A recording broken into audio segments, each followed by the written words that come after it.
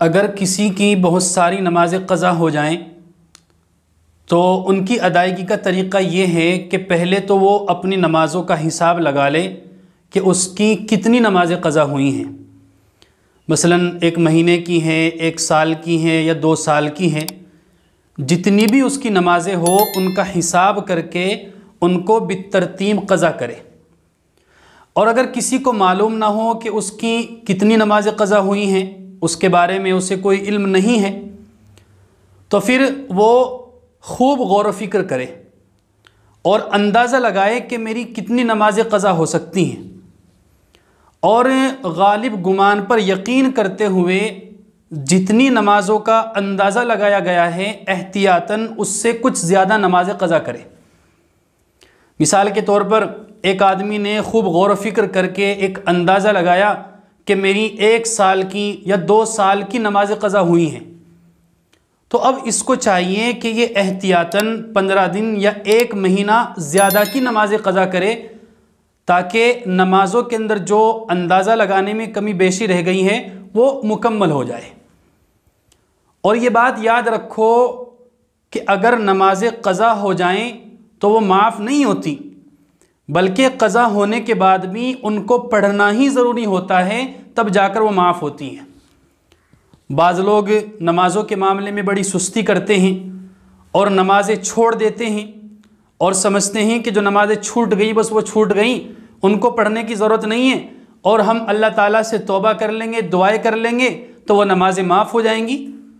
تو یہ سوچ بالکل غلط ہے اور یہ شیطان کا دھوکہ ہے. اس لیے کہ قضا شدہ نمازیں توبہ کرنے سے معاف نہیں ہوتی ہیں، بلکہ ان کو پڑھنا ہی ضروری ہوتا ہے اور وہ پڑھنے ہی سے معاف ہوں گی.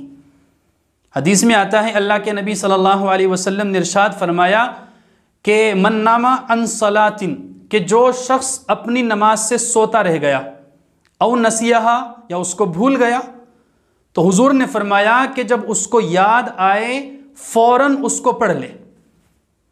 اور ایک حدیث میں آتا ہے کہ اگر نماز پڑھنا بھول گیا تو جب یاد آئے فوراً اس کو پڑھ لے، یہی اس کا کفارہ ہے، اس کے علاوہ اس کا کوئی کفارہ نہیں.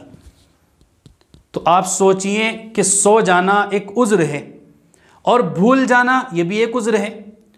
تو جب عذر کی وجہ سے نماز معاف نہیں ہو رہی ہے تو جان بوجھ کر جو نماز چھوڑی جا رہی ہے، تو جان بوجھ کر چھوڑنا تو کوئی عذر بھی نہیں ہے، تو پھر جان بوجھ کر چھوڑی گئی نماز کس طرح معاف ہو سکتی ہیں؟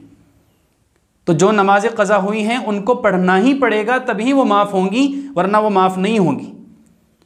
اور قضا نمازوں کے پڑھنے کا کوئی وقت بھی متعین نہیں ہے، یعنی آپ جس وقت چاہیں قضا نماز پڑھ سکتے ہیں.